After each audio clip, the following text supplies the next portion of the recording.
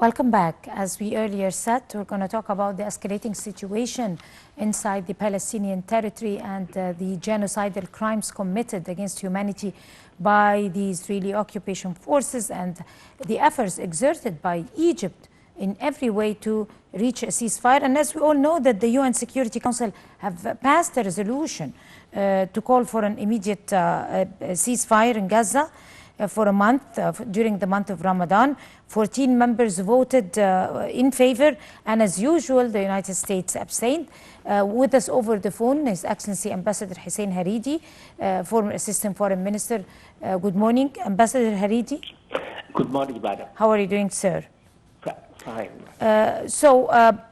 How do you assess the usual, the ongoing efforts by the United Nations Security Council to declare or pass a resolution to call for ceasefire, but it's not. It's non-binding because as long as the United States is abstaining, it has nothing. It has no, any effect in any way to be able to enforce anyone to respect it. No, I understand that the Security Council resolution that was adopted last Monday, calling for a Ramadan ceasefire in Gaza with the release of the hostages.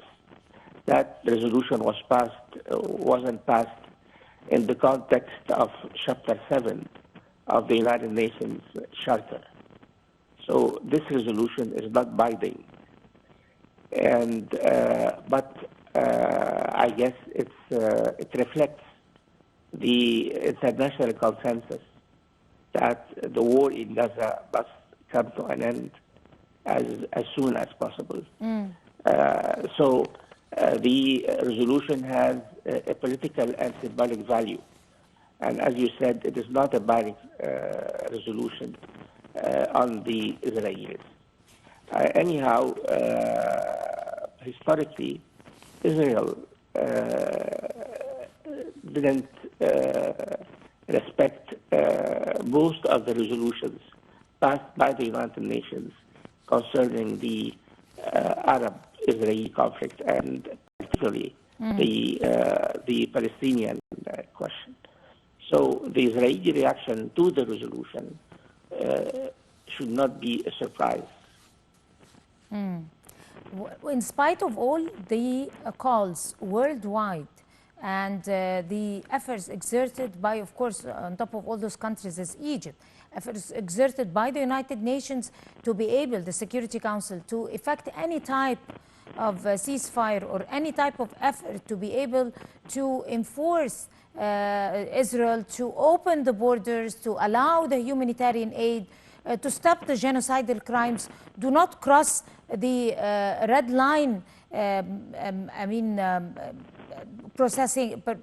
process of war, to abide by the ethics and the international law, which is not respected at all by Israel and protected by the United States. However, we keep hearing, the United States is recently again providing Israel with billions of dollars of weapons and complete support for another wave of bombardment over Gaza. Yeah, I understand that, madam. This is, of course, the contradictions in the position of the United States concerning what's going on in Gaza. On the one hand, they abstain at the Security Council resolution, at the Security Council, so the resolution passed. But in the meantime, they were negotiating with the Israeli Defense Minister on providing Israel with ammunition and planes and fighter planes. So this is, of course, the American position is really highly contradictory, highly ambiguous.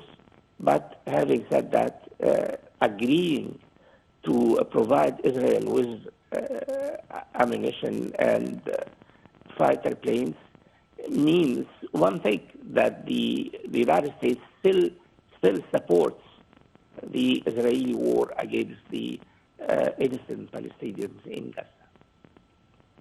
In other words, from what we could understand from Your Excellency, that in that sense, all the resolutions that could come out of the Security Council, all the efforts exerted by the other international community bodies,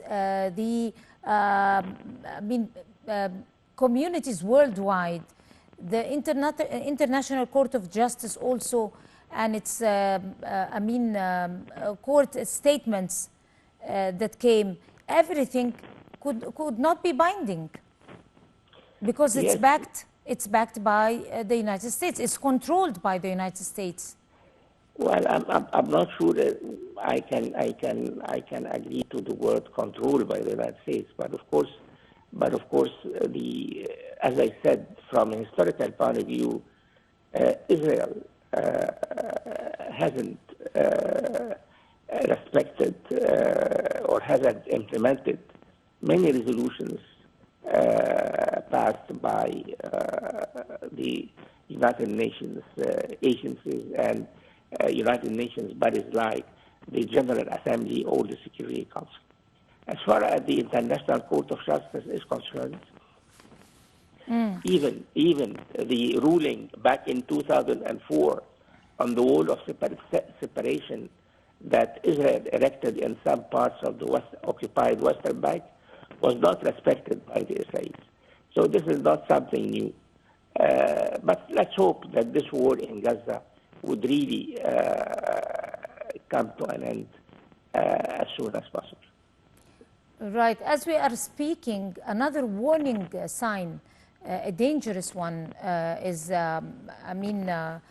glooming over Gaza, which is famine, of course. So not only it's not a warning sign anymore, already they are suffering from extreme famine, hunger. They are deprived of even the least humanitarian aid that could enter to the Strip, also by Israel. They are besieged, they are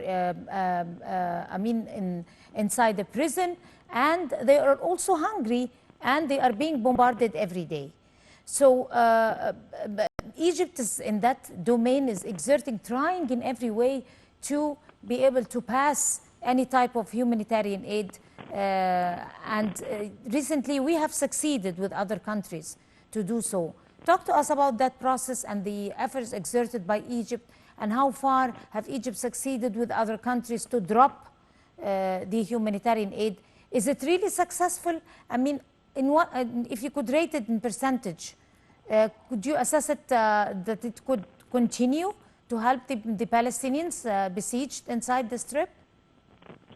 Well, to put an optimistic twist on it, it's better than nothing. But as far as percentage is concerned, according to the United Nations agencies that do work on these affairs, on these questions in Gaza, they believe it does not meet all the assistance that have entered Gaza, not meet the needs of the people in Gaza. And they believe that the only way to provide the Palestinians in Gaza with what their needs is to open all the land crossings with Gaza. And so far, the land crossings, most land crossings are closed by the Israelis. In the meantime, Israel, until now, has impeded the flow of assistance into Gaza, of course, due to bureaucratic measures. So the only thing is that I don't think that what we need to do now is to stop this war. And speaking about assistance while this war goes on, well, for me, it means nothing, really. This war must come to an end, madam. Right. Last week, UN Secretary General Antonio Guterres made a visit to the region. What was the significance of that visit, and how do you assess the reaction, global reaction to that visit? Was it helpful? Do you think it's going to carry some effect in the coming weeks? So as the Secretary General of the United Nations, I guess Mr. Guterres, this was his responsibility, his duty, to come to the Rafah crossing and inspect the humanitarian aid and how it's being processed. And of course, during his visit to the Rafah crossing, he made some statements. And he said that the world has heard enough, the world has seen enough, and it's in the absence of the ceasefire, this is a moral outrage. I'm not quoting him. So he was carrying out his responsibilities. But in the meantime, I don't think that the United Nations, under the present circumstances, can do much more. Right. How do you think that visit, do you think it's going to help explain more or try to better explain the situation at Rafah? Because there were Israeli allegations and U.S. allegations that the Rafah border is closed in the face of any humanitarian aid, and it's Egypt's responsibility and all those claims. Do you think visits like that would be able to correct the image? I don't think so, madam, because the visit was a symbolic visit by the United Nations Secretary General, and nothing more than that. As I said, he was carrying out his duties as the Secretary General of the United Nations. But, however, the situation on the ground has remained the same. On the contrary, the international, many countries have warned of an impending Israeli incursion into the Rafah area. And despite the warnings from these countries, it seems that the Israelis are bent on doing that. So I doubt very much if the visit of Mr. Guterres has really made a difference. Right. Concerning the bombardment that have crossed the lines, I mean, violated international human rights and violated even the war ethics by bombarding schools, by bombarding the mosques, by bombarding hospitals where the innocent unarmed civilians are taking shelter there. And killing, the killings are mostly children and women and elderly.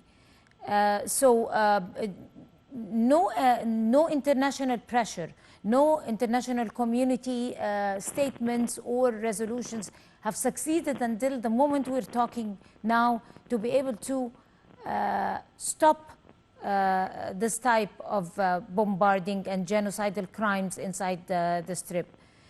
In your own assessment, are there any other laws that could enforce the Israeli occupation to stop this behavior? Well, what Israel has been doing in Gaza in the last 5 months is not a surprise. Should not be a surprise. This is the true face of Israel. Israel has been imposed on the Arabs and the Palestinians by force, and it has always existed up to now by force. So what the Israelis have been doing in Gaza should not come as a surprise.